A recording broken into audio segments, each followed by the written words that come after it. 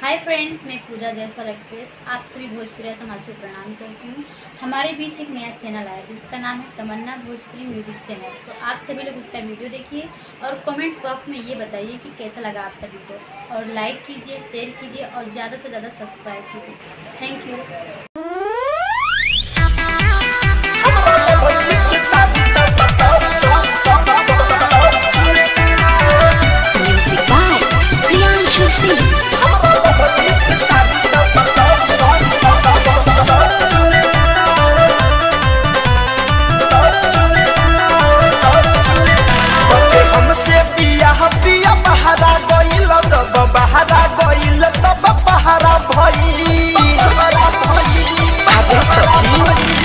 हमसे पिया पिया पहरा गइल जब बहरा गइल तब पहरा भइल सब लगा के खुद सामान धोवेला किया रे देगा सामान जब जब छुवेला हो हमरा लोभनी से ताली टपा टप छुवेला हमरा लोभनी से ताली टपा टप छुवेला देवरा सामान जब जब छुवेला हो हमरा लोभनी से ताली टपा टप छुवेला हमरा लोभनी से ताली टपा टप छुवेला।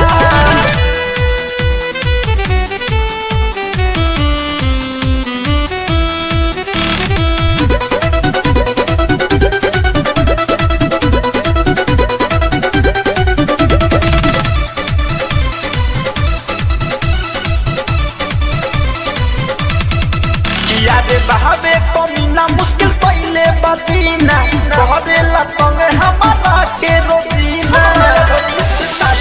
अरे सखी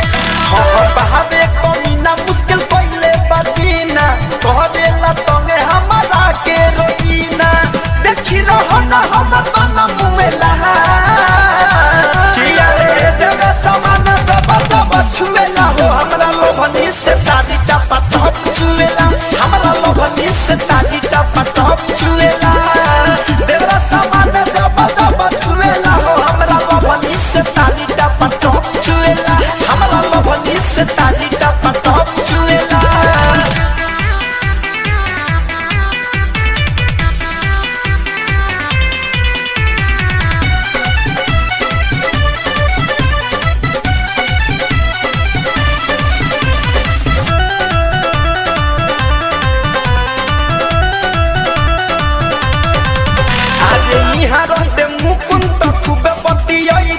रोज रोज के धंधा ये कर हम तो छोड़ती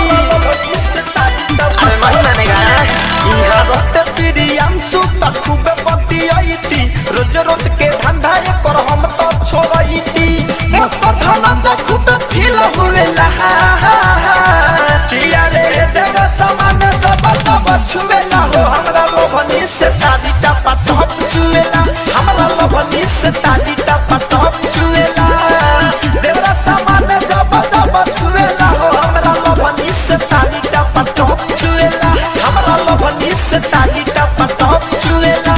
के हमसे पिया पिया पहरा गइल जब बहरा गइल तब पहरा भइल सब लगा के खुद सामान धोवेला किया रे देवरा सामान जब जब छुवेला हो हमरा लोभनी से ताली टपा टप छुवेला हमरा लोभनी से ताली टपा